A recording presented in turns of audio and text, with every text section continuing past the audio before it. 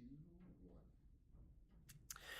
1. All right, everybody. Hey, welcome back to Optimal You. It's been a little while. Our last episode went out in November.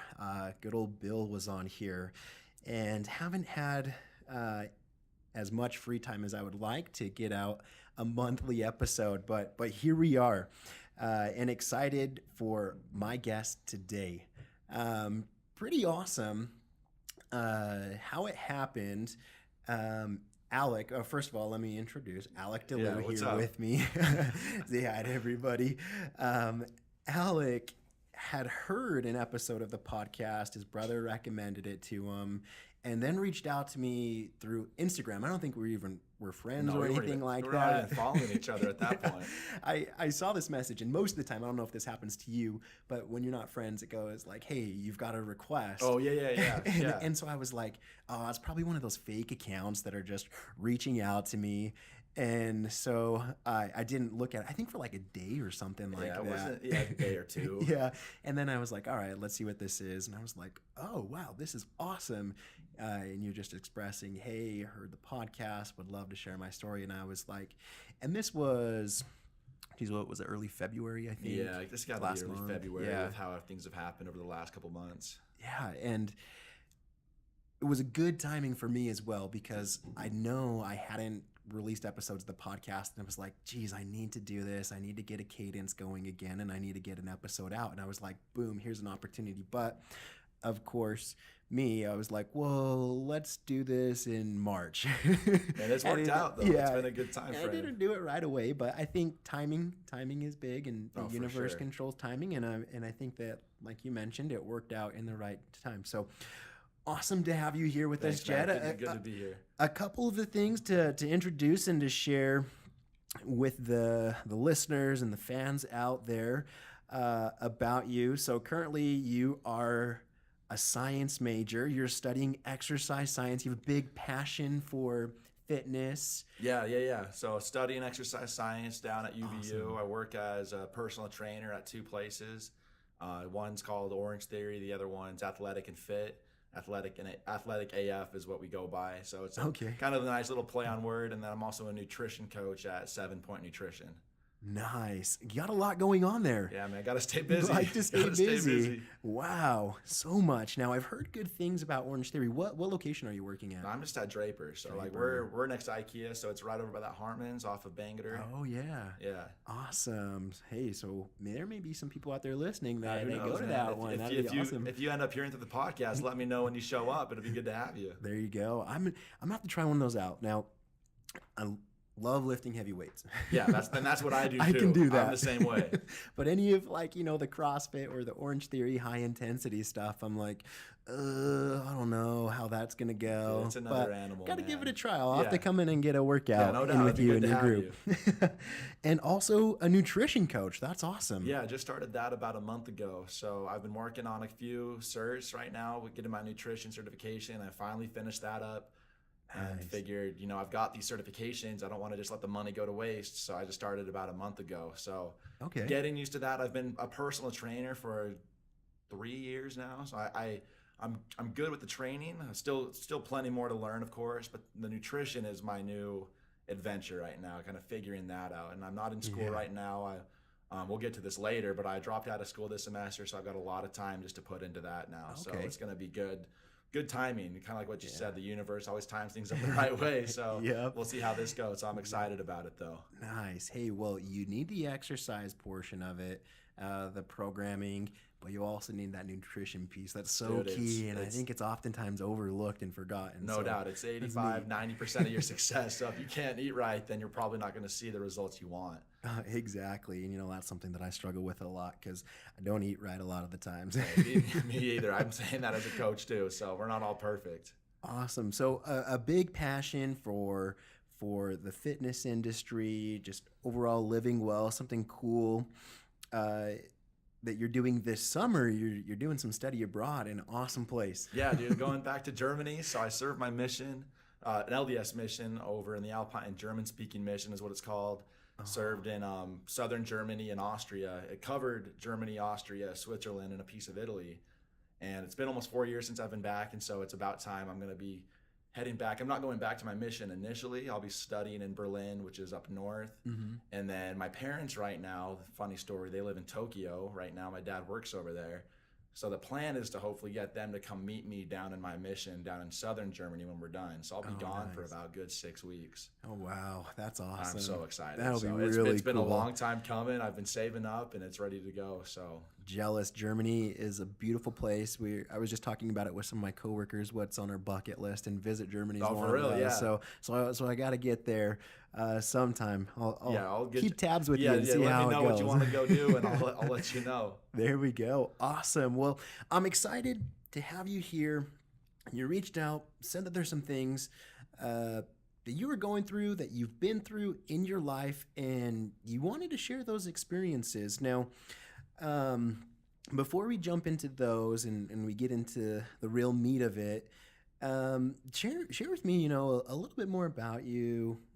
You grew up, some of your interests, some of your passions. I'm going to guess some of them are probably fitness or sport related, for right? Sure. Yeah, no doubt. A little bit about your family, any of those things like that. Yeah, so there's 3 boys in my family. You're good friends with my older brother, Jed. So Jed's a few years older than I am. I'm 24 right now, and I've got a younger brother who's 22. So it's been the 3 of us. I've got, the best parents. Mom and dad are still together doing their thing, and was actually born in Arizona. We've moved around quite a bit. So we've jumped from Arizona to Nevada to Colorado to Texas. We talked about Texas a little bit because that's where you served. Yep. And then we went back to Colorado.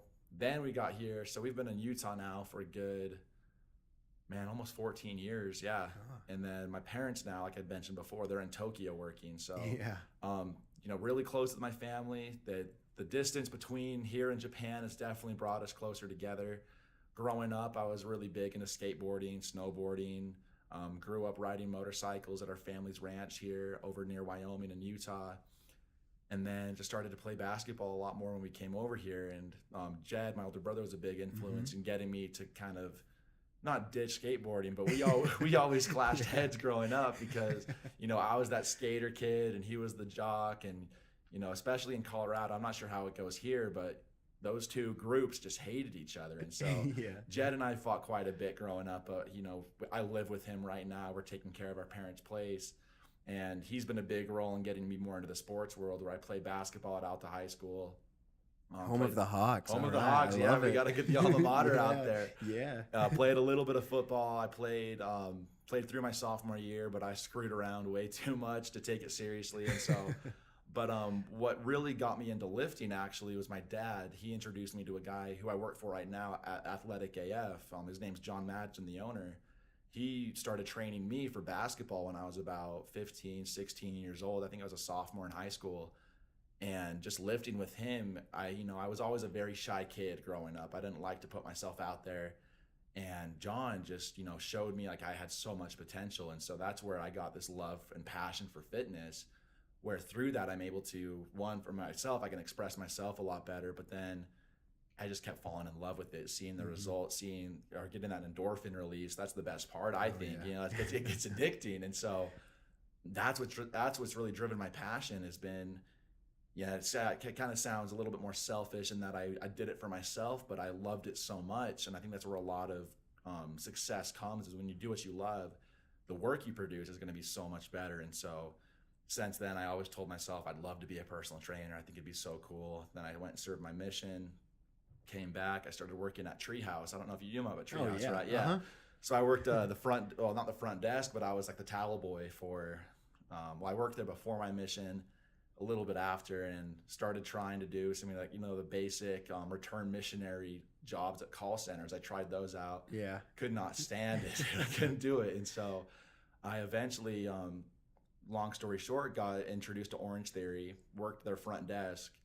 And, this is just a testament to me that, the work that you put in, no matter how low on the totem pole you are, if you put in good work, you're going to be recognized for your efforts. And that's really what got me the platform to become a coach, because to become an Orange Theory fitness coach, you need at least, I think it's like 3 to 5 years experience at other places. Yeah. And our owners, our owners, bless their heart, they just saw that I was just loving the job. I loved fitness. And so they're like, we want you to be a trainer. And I was like, dude, I don't even have a certification. I've never done this before. sure I know how to lift on my own, but they're like, no, we'll figure it out. And so I was very blessed to just not necessarily be given that opportunity, but in a sense I kind of was, because, you know, there have been trainers that would come in and out the doors trying to get a job there, but it just wouldn't happen. And so that's really what's evolved into what's now today, where I'm a nutrition coach, I'm a personal trainer, I'm a group fitness trainer, and just riding with that. And so that's what's driven me to going into exercise science, like we had mentioned. And then the thought now is, you know, things have changed over the last 3 years. I'm trying to figure it out, but I'm thinking maybe med school might be the next step. Nice. So, it was just recently match day yesterday. Yeah. Med schools out there, just saw that. Everybody matching with their residencies. But like you said, as far as hard work, I don't think you were given that opportunity. Right. You definitely, from what I can understand and can tell about you, are one who puts in hard work. And others see that. Others see passion. Others see hard work. And definitely, was it the owners that you said? Yeah. The owners saw that. And it doesn't matter if you have 3 to 5 years experience. Right. Because I come from a recruiting background most recently in my career, and that's always nice. But if you have something that you can't teach somebody, like hard work, ethics, and those different types of things, that's more valuable than the years of experience. Oh, and I'm sure that they understood that, and they're like, boom, let's get him in. And I bet you're just killing it as a trainer. I'm trying, man. It's been fun. I've been hopping around places, but I think I got a pretty good following, and I've been very blessed to be able to do this at a younger age.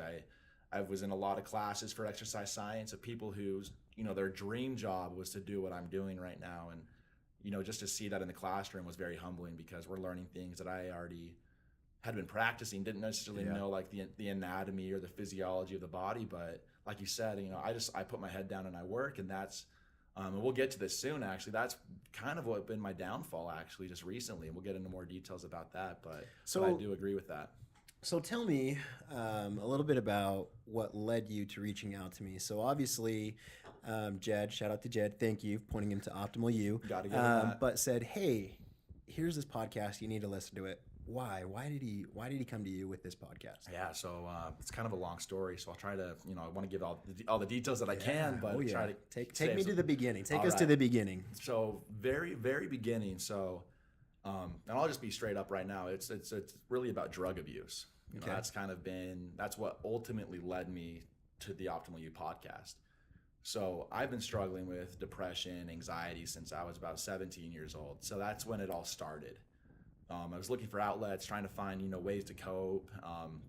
So I started turning to mostly marijuana was the one thing that was my saving grace, if you will. You know, I'd get stressed out, I'd get anxious, I'd get depressed, and I just start smoking a lot of weed. And so my parents, they started to notice this change in me, and they were like, you know, something's not right with Alec. You know, usually I'm a very upbeat kind of guy. I love to talk with people. I love to be interactive, but at the same time, I like to be by myself too. I like to work.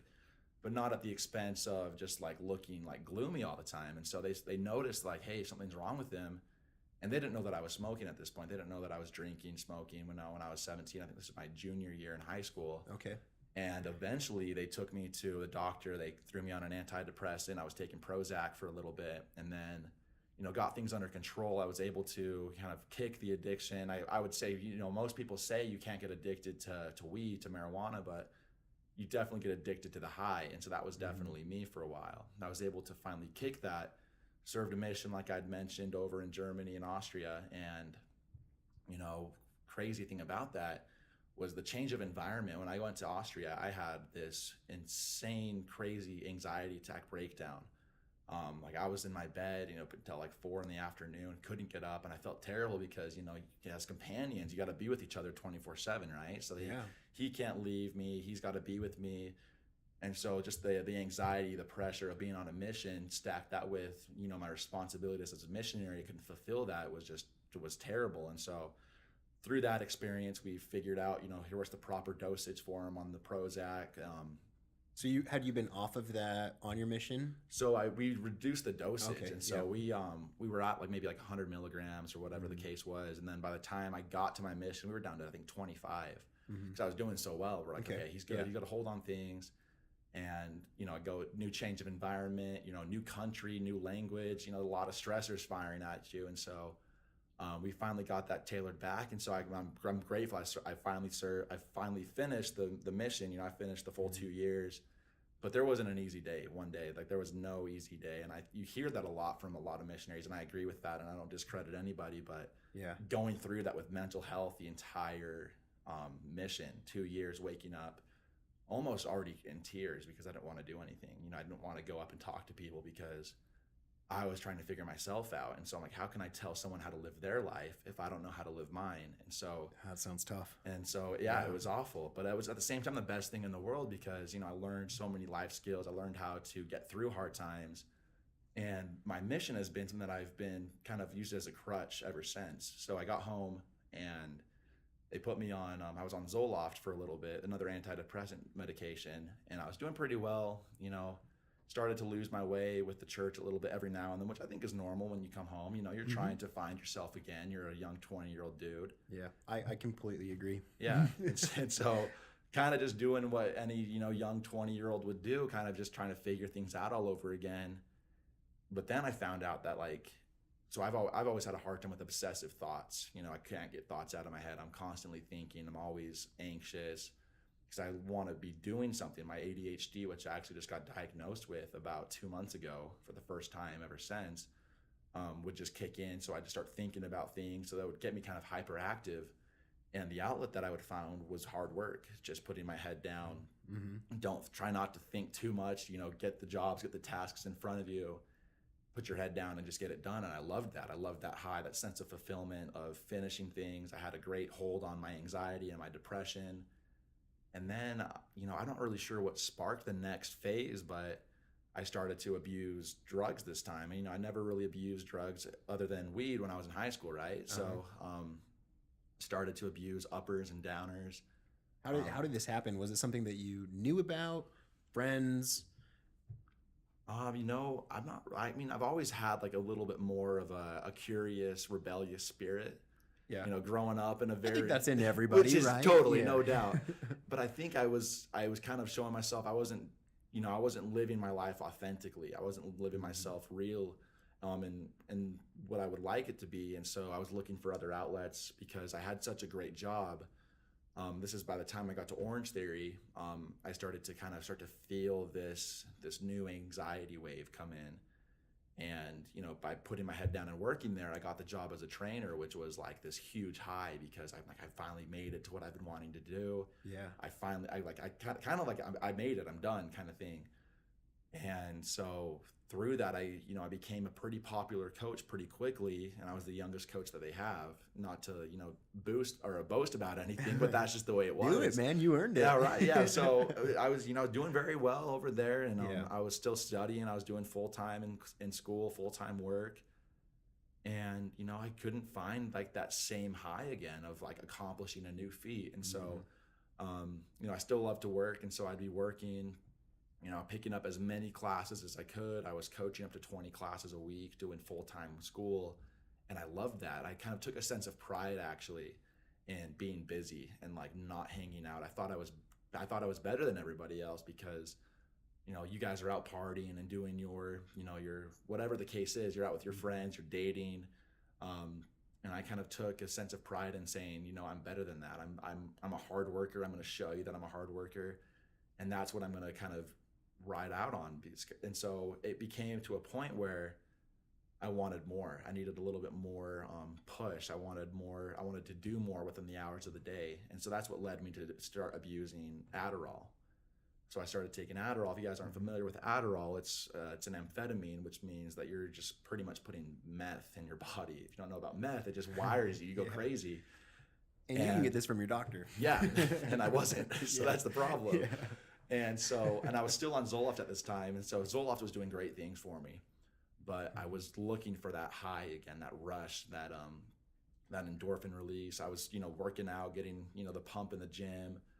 I was in the fittest point of my life. I think I was, 6-7% body fat. I ended up maintaining that, and I was doing great. I was feeling good, but then I kind of asked myself, like, I need more. I need more. I need to accomplish more. I need to do more within the hours of the day because, to me, I felt like taking some time to yourself was kind of a sign of weakness. spending time with your friends was a sign of weakness because, oh, I need to hang out with a lot of people to rely on them so I can feel good about myself. I wanted to kind of, and this conversation is not going on with anybody but myself. Like I had mentioned, I had all these obsessive thoughts, and these are driving my actions. And so I'm like, I'm going to prove to everyone around me that I don't need you, but I love you. I respect you. I'm still friends. I'm still family, but I want to prove to myself, but to you inadvertently, that I can do things on my own. Yeah. And so that's what led me to the drug abuse. And so I started to take a lot of Adderall. I started to take some Xanax to bring me back down. Eventually got back into weed again because that was a more familiar source, of kind of detachment. That's, you're not high, you're not riding a high, like you're just busy, and you're not riding the high of just being mellowed out. You're just kind of gone in your own little world for as long as you're high. And so started to use that. And if you're on Adderall, man, you are going 24/7. You are just cranking things out left and right. Like I remember there was one night where I got home from whatever I was doing. I got home around 11:30 that night. And working as a personal trainer, you got to be willing to work at 5 a.m. in the morning, where a lot of people want to get their workouts in the start of their day. And so I kind of sat there, I had my little baggie of Adderall, and I was like, well, I've got an assignment right now that's due in a couple weeks, but I'm not that tired. Maybe I'll pop one of these things. And so one night just took it, busted out a 10-page paper on arginine, a substance in the body that helps with blood circulation. Just a very in-depth thing, and I loved that high. And so eventually I started to mix the two, because I was like, what would happen if I took Adderall, smoked weed, I was taking trazodone, Dilaudid, Xanax, you name it, I'd probably have taken it. And the same highs weren't doing it for me. And so I started to mix things a little bit. And so there was one night, this is kind of coming to full circle of how I got introduced to the podcast. There was a night where I had mixed Adderall and weed, and I think, and I'd done that a few times before, but I think my body finally just said, enough is enough. We're going to kind of shut down. And so there was one night where, I went out on this double date, got home, and I was feeling great because I was high off the Adderall, I was high off the weed, I was feeling like $1 million, but then just hit this wall out of nowhere and didn't really know what was going on. I made a pretty irrational decision. I bought a plane ticket to LA that night because I wanted to go to LA and try out summer cells. And there was a conference I was going to go to, but I'm like, if I'm going to go for a few days, I might as well go for the full week. So I just bought the plane ticket, didn't even think about it. And so I'm packing my bags. I'm a huge music buff. I love rap music. I'm way big into hip hop. And I'm listening to Kendrick Lamar's album, Good Kid, Mad City. And I'm like, dude, this album's perfect for me right now. Like, this is just like the perfect scenario. So I'm packing my bags. And Jed, my older brother, like I'd mentioned before, my parents live in Japan. And so Jed and I and his wife and his 1-year-old, he's got a 1-year-old little boy. I live with them in my parents' house. We take care of that while they're gone. And Max, Jed's little boy, was having some hard time sleeping. And so I stay in the upstairs, they stay in the basement, and they were having a hard time sleeping with Max because he was just crying. And so eventually they left him in the basement to just cry things out.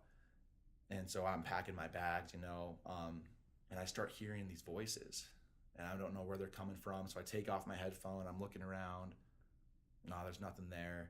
Put my music, start packing again. I start hearing voices again, and they weren't really saying anything distinctly that I could really recall. And so I heard it there's the third or the fourth time, and I kept turning around too because I thought I was seeing things. And I'm like, it's just kind of late, maybe I'm just tired. But then I'm like, no, dude, I'm on Adderall right now. There's no way I'm tired right now. And so eventually I just couldn't take it. I couldn't take hearing these voices, and I thought it was Max crying for help. And I was like, I'm not going to be able to hear him because he's in the basement. I'm in the we had the our upstairs. Auto light go off in here. You got to do the clap. Yeah, I'm not sure. Maybe. You want to hit that light? Yeah. For those about you out there listening and not watching, we're recording in an office, and the auto lights just went out on us. So Alec went to go hit the on button again. All right, we're all good. Okay, all right. That was a fun little break there. So going back to So going back to what was going on. So I started acting in hysterics. I just started freaking out because I thought Max was like dying.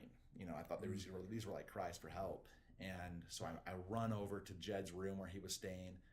I pound on the door, I open the door, and I'm like, Jed, I gotta go save Max. And he's like, dude, what are you talking about? Like, he was just completely out of it. Granted, he was asleep. He was asleep. Did he know about your history with this type of stuff? No. Okay, so he's just like, what is going on? Yeah, he is completely just like, what is Alec doing? Because all he's known since I've been living with him is that I'm either at work or I'm asleep, because that's all I was doing. Yeah. And that kind of, changed our relationship. It didn't change our relationship, it affected our dynamic of our relationship, because we would never really talk because I was always working or going to school. And so I think for him to hear me like be concerned too was like probably a shock for him too. Yeah. And so eventually I'm talking to him, and I start bawling just out of nowhere, just start crying. And I'm like, Max needs me now. And I start sprinting down the stairs. And while I'm doing this, if you're big into rap music, you may know that a lot of songs have little like prayers in them. And so I'm starting to quote these prayers out of nowhere. These prayers from songs by Kendrick, by The Game, by Lil Wayne, like, out of nowhere. Like, I've listened to these songs in I don't know how long, and I'm like reciting them perfectly. And I get down to Max's room, and I'm gonna get a little emotional right here, but there's a song called the song has no relevance with it, but it's what happened.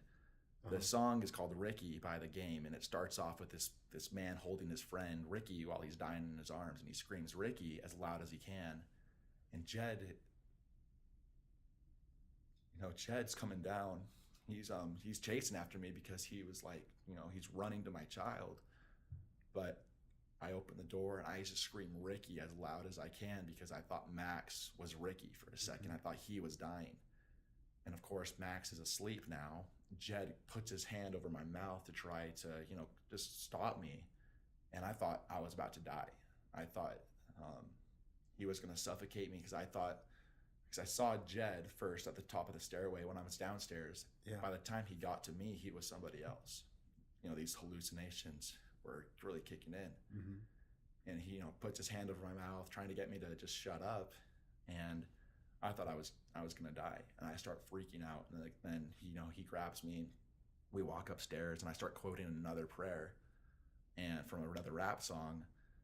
And so, long story short, within between that, my parents get word of this, because Jed reaches out to my parents. Of course, something's wrong with Al. Something's wrong with Al. So my mom ends up coming to Utah. She flies out from Japan because she's like, something's wrong with my son. I don't know what's going on.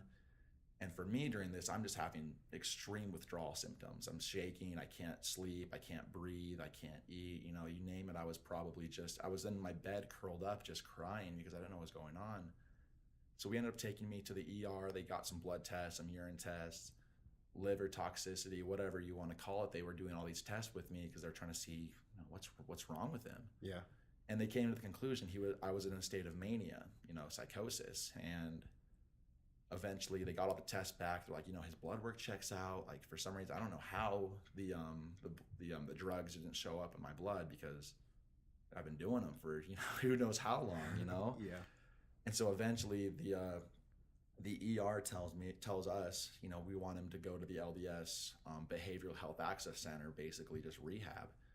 And, I'm like, at this point, whatever's going to help me, I'll do it. I was very cooperative through all this after I'd kind of gained my senses back after that episode that night with my brother. Yeah. So they tell you to go here. Yet, have you told your family, Jed, your mom, or anything, what's going on? Maybe what's really the underlying cause of this? Yeah, a little bit. I mean, I didn't go into a ton of detail with them because it was just so hard to cope, which was such a shock to me because, I was functioning off all this stuff for so long, and I'd been doing so well in school, doing well at work. Even when I wasn't abusing it, I was still feeling good, in between my little stint before I would smoke, before I would take another Adderall. I'd still feel all right. And then eventually got to the point where, I'd take Adderall once a week or twice a week. It ended up becoming every other day, then every day. And then I'd take a little break here and there. And so to me, I never thought of that being like the cause because I was doing okay within those breaks of time. Yeah. But eventually it became where I was relying on it, 5 days out of the week. I was smoking weed every single day. I would wake and bake. I'd go to bed high. I'd do everything almost a little buzzed.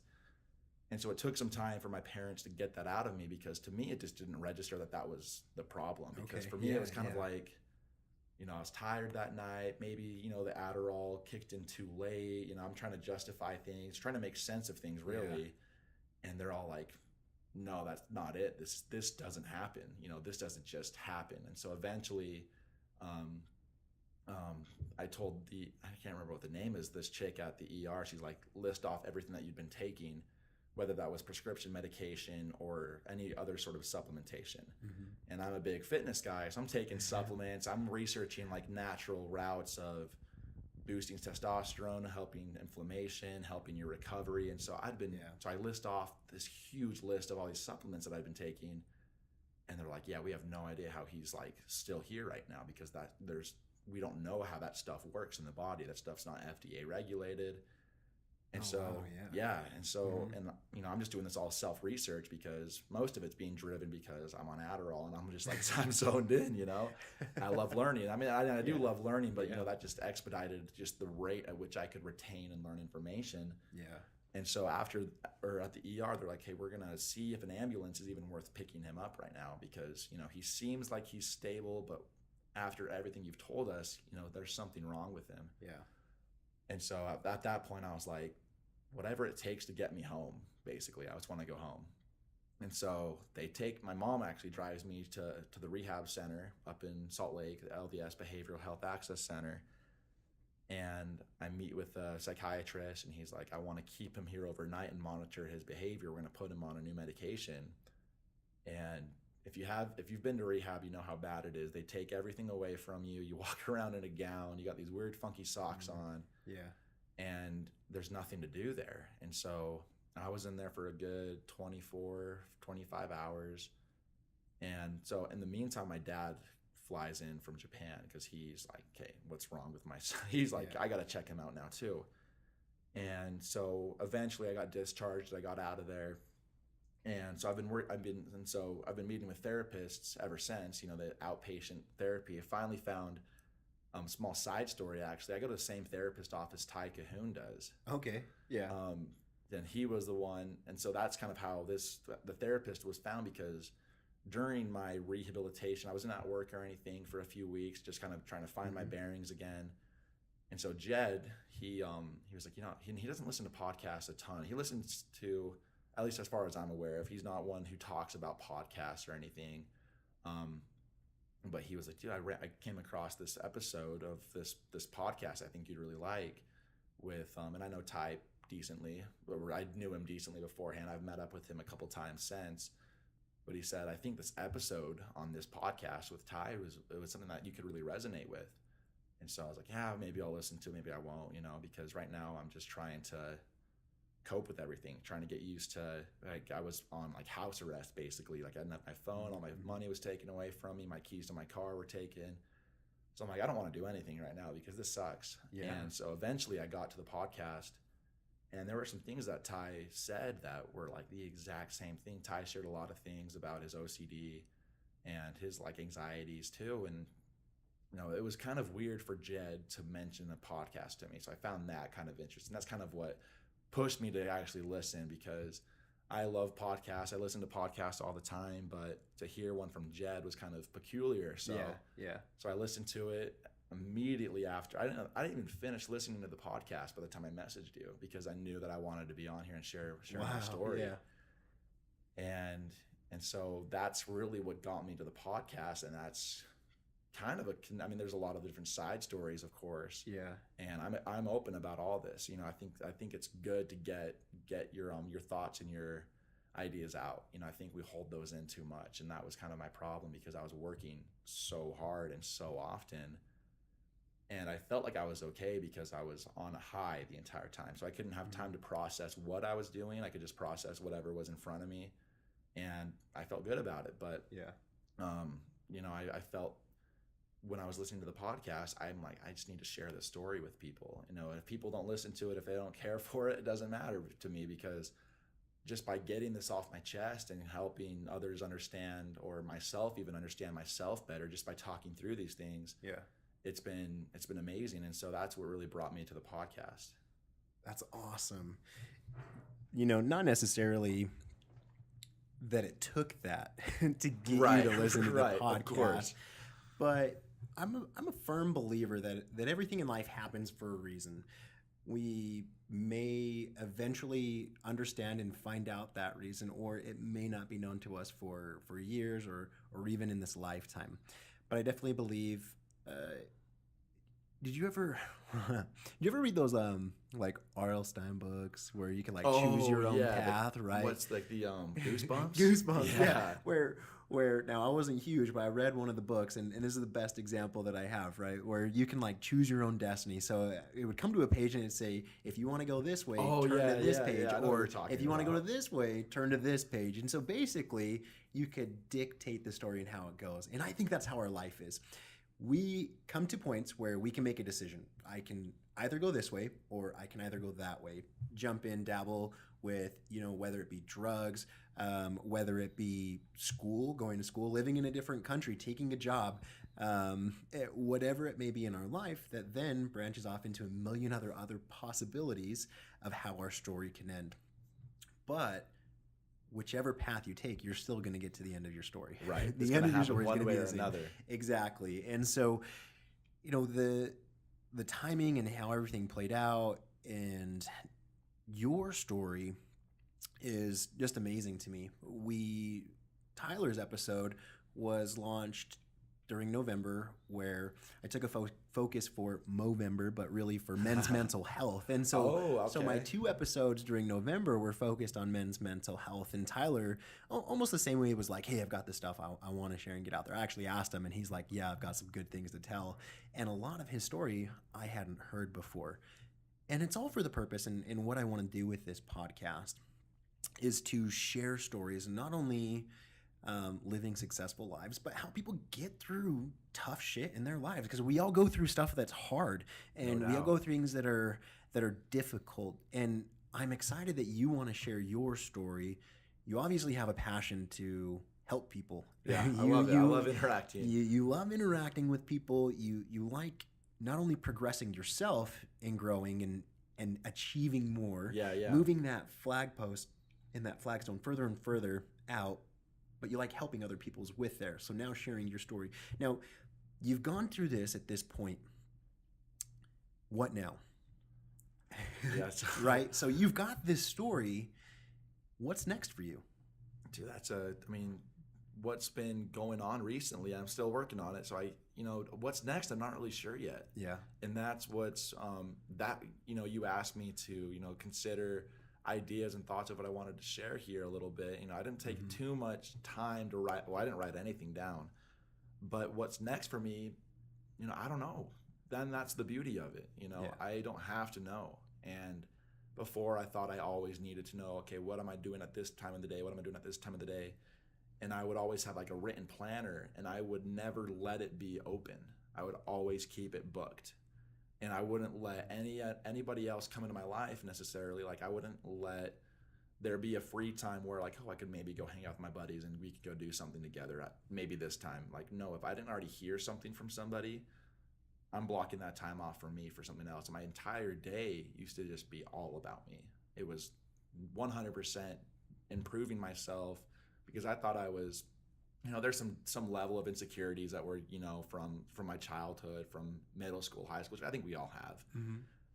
And, I was working so hard on making myself almost perfect in a way, but doing it in a very unhealthy manner, because I was not allowing others to come into my life. And, what's been the biggest thing that I've learned over especially the last few weeks, we've been playing around with medication with my psychiatrist, and been meeting with therapists at least once a week.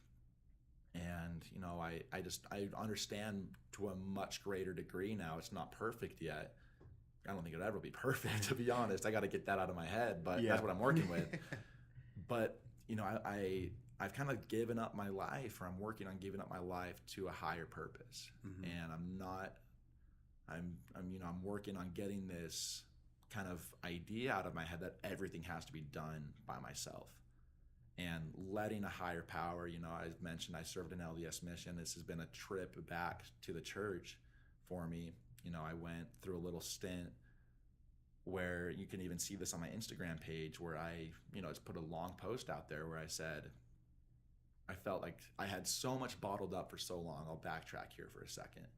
I thought I had so much bottled up for so long because, I was busy all the time. I was working, I was at the gym, I was at school, I was doing drugs. So I never was able to open up with this about anybody because to me, and my perception of all that was that I'm not good enough because no one's reaching out to me. So if I'm not being reached out to, then that shows some level of worthlessness, honestly, in myself. And so I felt the only way to express this feeling, I should say, was to post this on Instagram. And I posted about just not knowing where I was at spiritually, just saying, I'm not sure, I don't agree with everything that the church says, but there are some things that I do agree with that I love. But right now I just ask for your support because there was nobody I was talking about this with. And so I felt, social media, has always been there. We always have it on our phone. We're always checking our feed constantly. I'm addicted to it. Too much. Yeah. And, I finally just said, I'm just going to post about this. And that was very freeing. It was very liberating because I finally expressed true feeling. I was being the most authentic, I think, in that moment that I was doing drugs, going to school, training, lifting on my own, going, doing whatever, because I was finally opening up. And since that post has kind of been a trial and error of, do I believe in this faith? Do I believe in myself in this faith too, most importantly? I've been meeting with my bishop weekly to try to just figure things out, trying to find a good place for me spiritually. And it eventually got to a point where I was like, kind of like, screw it, I can't do this by myself anymore. So I pretty much, in a more positive connotation, I gave up. Yeah. I kind of just turned everything over to God, and I said, if this stuff is all true, that things that you say, not necessarily for those who are listening, if you're not of the LDS faith, it doesn't mean it has to be LDS, but just a higher power in general. I just said, all right, it's up to you now. If you promise me all these things, if you say you're going to do these things, if I do these other things, then I'm going to do those things and see what you do. Yeah. And so it's kind of been more of an experimentation over the last few weeks, about maybe a month and a half or so, where, I'm with myself in my car, or I'm at home.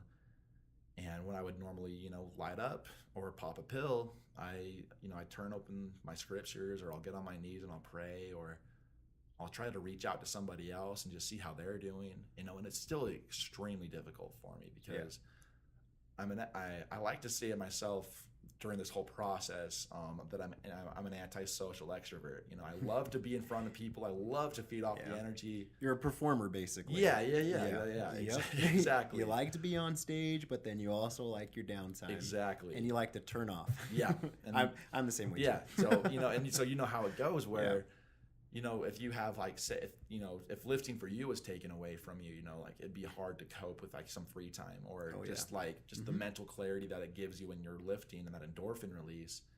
The same thing was me. I've been trying to replicate the same highs and the same lows, but I'm not doing it with the same substances. And so that's what's been very difficult. But what's been easier with it is just by knowing, there's a higher power out there. You can call it God, the universe, Heavenly Father, Allah, whatever it is for you. It doesn't matter, as long as you recognize that there is a higher power guiding everything. Yep. And the more you can turn your life over to that, the much better your life is going to be, And so if it feels a little bit to me right now that I'm playing catch up, because I was not here technically for the last 3 months. I was on, I was up or down, or I was high. I was, I don't know how long it's been. It's been quite some time.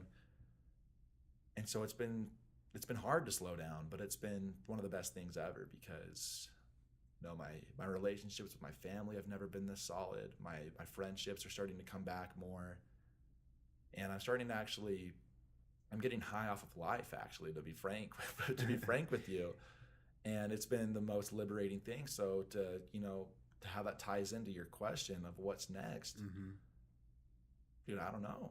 And that's okay. Yeah. And I think we should be okay with that. I think we should take some time to slow down. I think we get into our heads way too much. I'm not saying that it's just me right here, but I think I can speak for a lot of people in saying that we can do better at just slowing down, hit the brakes a little bit, and realize what's around us, because that's ultimately what's most important. Yeah. We need to get out of our own heads. We need to get outside. We need to get moving. We need to eat better. We need to, focus on our spiritual progression, whichever, path that is for you. You need to focus on cultivating more of a spiritual presence in your own life.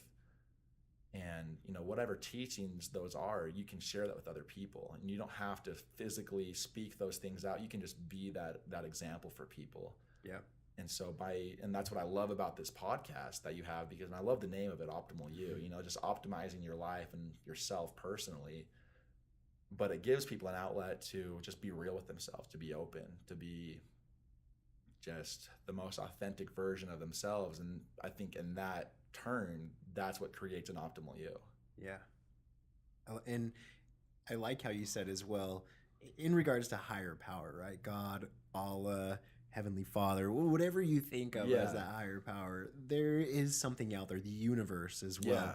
Yeah. In turning your life over, I think that in essence is the direction for you. And while you don't have anything planned, continuing on that path and living for that higher purpose is going to put that path out there for you. 100%. That's going to align with two words, purpose and passion, that are going to align with your passions, and you're going to do great things. And while you look back and maybe you weren't here for those last 3 months, knowing what you went through, and for anybody else out there that are maybe just at the start or in the middle or going through something that's not ideal, whether they're trying to find an escape from emotions or they're willingly put themselves into a bad situation, there's an end. And that end for you has led to where you're at right now in achieving these higher relationships, these stronger relationships with your family, with yourself, and starting to overcome some of these past traumas in your life with perfectionism, feeling inadequate, and also not giving time for yourself. Those are all important things, and all of these things have come to pass because of that obstacle and trial that you went through. Now, again, we make different choices, but the end result and where we always end up is going to be the same. You could have went through something of just questioning and wondering for like the next 3 or 4 years, and then made that breakthrough, maybe not having jumped back into drugs. Or you could have experimented with drugs for a few months and had it happen in 3 months time frame. So knowing and understanding that it's okay to make wrong choices, it's okay to make bad choices, but what's important where you're at right now is now following and learning from those experiences and helping others. So let's say I'm somebody who is right at the start of where you were, where you're like, all right, let's take some Adderall. All right, let's mix drugs, who are going down that path now. Again, like you said, we all have a rebellious spirit within us. Sometimes we have to try for our own experience and learn for ourselves. Other times we're able to listen to the warnings and the heatings that other people give to us of like, hey, maybe you should stay away from this because this happened. And this happened to me. Let's say I'm somebody who's going to start and try to experiment with these drugs that you've experimented with. What would you tell them? Don't do it. Before you do it, I mean, maybe I shouldn't say don't do it, because had I not done all these things, kind of what you're alluding to, has, given me the insight and the clarity that I have now. But, it's not something that I'm going to encourage or recommend or endorse by any means. But I think before you make a decision, be able to sit down with your own thoughts for a little bit. I think so often we try to drown ourselves out drown our own thoughts out of ourselves. And that can be through social media, it can be through music, it can be through working too much, it can be through spending too much time with people. I think if we're constantly stimulated, then we can't think clearly enough to make the right decision for ourselves. And so if you're on the verge of taking Adderall, or thankfully it was just Adderall, it wasn't anything harder than that. Or if you're, whatever the thing that you're contemplating doing, I should say, there's probably, actually, there is an underlying emotion that you need to resolve with yourself. And I think, it does take self-discipline. It takes, I think, a little bit of willpower to not indulge on X, Y, or Z, whatever those options are for you. But I would tell, whoever's doing that, take some time and just take some time to yourself. Leave your phone in your car or in your house and go for a walk and just look around you, see what there is. And to me, that's what I've been doing a little bit more of. Not saying that because I'm doing this, you should too, but everything around us to me is a sign that there is a higher God, or a higher purpose, I should say, a higher power.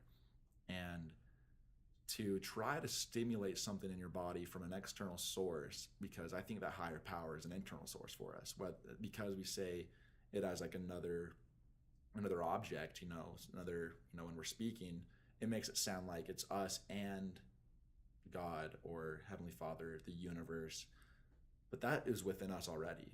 And if we're putting something in our system that is going to stimulate us in one way or another, we drown that out, and we can't hear the promptings or just the whisperings. We in the LDS Church, we say that's the whisperings of the Spirit.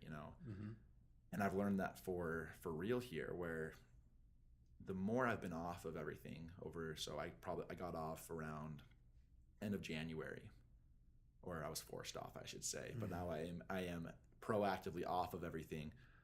But the more that I've been able to spend time with my own thoughts and just sit with myself in silence has been amazing. It's opened me up to, if had I not given myself time to think, I wouldn't be a nutrition coach right now, to be honest. I probably would have never acted on those certifications that I have, because I'd be so busy doing other things. Lift where you stand is something that's been going through my head quite often. And just take a look around you before you do something. It doesn't have to be drugs. It doesn't have to be alcohol. It could be even before you go and hang out with a group of people. You can ask yourself, why am I doing this? Take a second to give yourself a little bit of distance in between you and whatever it is you're contemplating. And I think the way I've learned that. Are you familiar with the book? Are you a big book reader? I haven't been, but I'm getting more into it. Into it. Yeah. So have you heard of The Power of Now by chance? No, I have not. So no. You got to check it out. I consider that scripture, and I won't go into too much about it, but it basically just talks about what the title says: the power of now, the power of the present moment. Yeah. And he talks about how we can sit with ourselves and we can use that current power, or that consciousness, I guess you should say, that we have within us to guide your life. And if you're constantly stimulating yourself, whether that's with music, with drugs, alcohol, friends, girls, guys, whatever the case is, you're losing that reality. You're using that touch with reality. And the more you can be present with the now, and everything happens in this moment, because we don't know what's going to happen in 20 minutes. We don't know what's going to happen in 5 hours, in 2 days, in 3 years, whatever the case is. We don't know what's going to happen.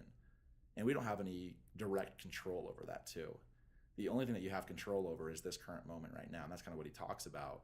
So I'd recommend anybody to read that. That sounds fascinating. It's something that really interests me. Yeah. I will read that. It has been a lifesaver of a book. The way I got introduced to it was definitely Heaven Sent. It was just a funny story. But yeah, just by being quiet, there's such a power to that. And I think when we do that, when we show that we're, I think it's a state of humility, to be honest, to kind of just be honest with yourself, that higher power will then direct you, kind of how you're talking about, you can go this way or that way.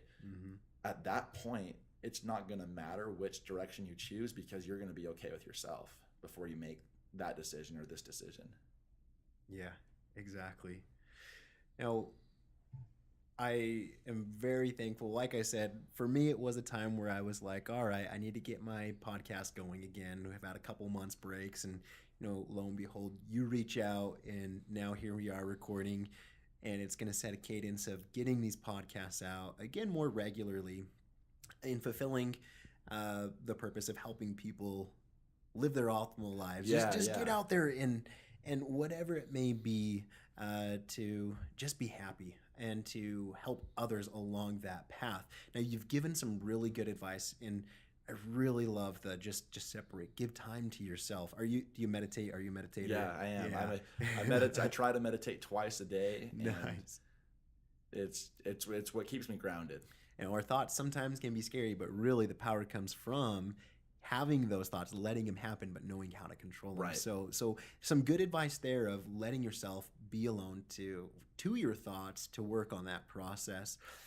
What other advice would you give for our listeners on how to live their optimal lives? Of course, come to you at Orange Theory Fitness and get your nutrition coaching. Of course, yeah, you got to number 1 7-point nutrition, Orange Theory Fitness, and Athletic AF. Hit me up and I'll help you out there. But to go along, I know what you're asking is, we talked about, being quiet with yourself and being able to be alone with your own thoughts. But, I think learning, man, that's a good question. And there have been a few thoughts that have been going through my head as we've been recording this. And even before, when I was just at work coaching some classes. And, I think a big thing that helps is just two things, I should say. And I think these coincide with each other, is to cultivate humility and try to learn how to love unconditionally. Because we're all in this together on Earth, in Utah, in America, wherever you're at, you're not alone. Mm-hmm. Everybody's dealing with something. I always thought I was the only one dealing with something. That's why I was turning to so many external outlets. But, every interaction that we have with somebody is a chance to be humble, to let that person speak their truth. You don't need to force that on anybody. That's going to come out in time. But you also have a chance, if that's not the case, to express unconditional love to that person. And I know that's a hard thing to do if somebody has wronged you in the past, or there's somebody that you just don't vibe with very well. And I think those things are what kind of start to eat at us, because if we are around people quite often, which I think all of us are, we need to work to provide a living, or we're going to school to further our education. We're always going to be around people. There's no way around that. And I tried to get away from that by putting my head down and just working my ass off, basically. But if I were to, give two pieces of advice, it would be to try to become as humble as you can and try to love everybody. Just straight up love. This has been on my mind quite a bit. If you're LDS, you'll probably recognize what I'm referring to, but there's a scripture that says, I think this is in Moroni or something, or it could be in 1 Corinthians, but it says perfect love drives out fear. And I think we're afraid to express ourselves. I think we're afraid to be our optimal you. Mm-hmm. And I think those are two amazing resources, or catalysts, I should say, that help us get to that point. And it's only gonna be better afterwards. It's not. You may be a little apprehensive to express something with somebody, and you may say, well, like, I'm not there yet, so I can't do that. Like, you need to start now. You need to start cultivating these attributes, or try to making the decisions now. There's no time to waste, because the present moment, like I had alluded to previously, is all we have. And so if I can't show you brotherly love right now, then when can I? Yeah. And so same with humility. Then that can be something with yourself as well, turning things over, asking for help if you need help, going to see a therapist. If you need a therapist office to get to, or at least a liaison basically to get to another therapist, let me know, because we're not in this alone. And we can do things with it. We should be doing everything with everybody, because we're all here for each other for one reason or another. And the only way we're going to be able to figure that out is if we're open with ourselves. And there's another quote, I think it's by Nelson Mandela, that he says, I'm actually going to pull this up because it's that good. Do it. I'm infamous for doing that. Say, I've got this quote. I'm going to try my best, but I may get it wrong. And I always get it wrong, which ruins the quote. No, I got this from. So I love that you're looking it up. No, here we go. You have that humility. Yeah, that's right. Proof. So I got this from my therapist, actually. I see a therapist, Liza, every Wednesday, and she has been a huge help. And she gave me this quote, I think 2 weeks ago, and it's from Nelson Mandela, and it says, "Our deepest fear is not that we are weak. Our deepest fear is that we are powerful beyond measure. It is our light, not our darkness, that most frightens us. We ask ourselves, who am I to be brilliant, gorgeous, talented, fabulous? Actually, who are you not to be? You are a child of God. Your playing small does not serve the world. as we are liberated from our own fear, our presence automatically liberates others. That's awesome. And I think, we have that power with us all the time. We're just afraid to use it. Oh, yeah. And I think we're afraid to be judged by other people. I think we're afraid to be seen as, oh, he's trying to outdo me by being nice to somebody, I think is a very common thing. At least something that I had a very hard struggle with is, I would say, and I'm not boasting here, but I'm full of love. I love people. I love helping people. And sometimes I'm afraid to show that love to people. And I think some of your listeners may be in the same boat. But the moment that you act on these more positive intentions, the more you allow other people to do that. And we need more of that in this life. We need more people who are not afraid to express themselves, not afraid to express humility or love. I think that's something that we can all work on. Awesome. Such good advice. 2 key pieces right there, along with everything that you've shared today. Huge thank you, Alec, for reaching out, for coming on, for letting your light out, sharing your story with others. It's definitely going to be impactful, and we'll put some links up over to you from your social or whatnot, because I think it is powerful, like you said, and the invitation that you handed out that, hey, if you're out there, you're struggling and you're in this spot, you think you may be the only person, but now there's somebody else that you can connect with. Right. to connect with you. That's huge. And hopefully if you're out there and you need somebody to talk to, Alec is a guy here who loves talking to people. Please let me know, please. And definitely can be that connection source for you. Myself as well, my door is always open. But I know this is going to be impactful for the listeners out there, for anybody who may come across this. And, it's awesome because Tyler's episode went out, and now look, three months down the road, it has connected us here. And so one of the things that I told Tyler, my guest after him for Men's Mental Health, Bill, was that you're going to get people reaching out to you about this. And I swear every month I hear them saying people are still coming to me and talking to me because of this podcast. So that there are going to be people that are going to be reaching out to you, Alec, and don't hesitate to reach out to Alec. Yeah, please. It'll be awesome. It'll be impactful for both of you. All right. Well, everybody, thank you for listening to this episode of Optimal You. It's been good to get back in the saddle, to have awesome guests on here today. Like I said, we'll put some information up for you to get in contact with Alec, not only for any mental health questions that you have, but for his Orange Theory training and his nutritional coaching. Lots of questions out there can be answered by this guy. Right? Exactly. We'll get your info up. And for listeners out there, if this impacted you, if this episode moved you in a way, share it. If you know somebody who may benefit from this message, put them over to the podcast. Let them listen to this episode, other episodes on there. It's life-changing. And like you said, Alec, we're all here in this together. These messages that we're sharing are to empower and to help everybody live their optimal lives. So again, thank you, Alec, and thank you all for listening. Until next time, live your optimal lives. Be humble and love everybody. Awesome, man. Dude, that was awesome. That was sick. So good. I've been wanting to be on a podcast for a while. Such good advice. Oh, man.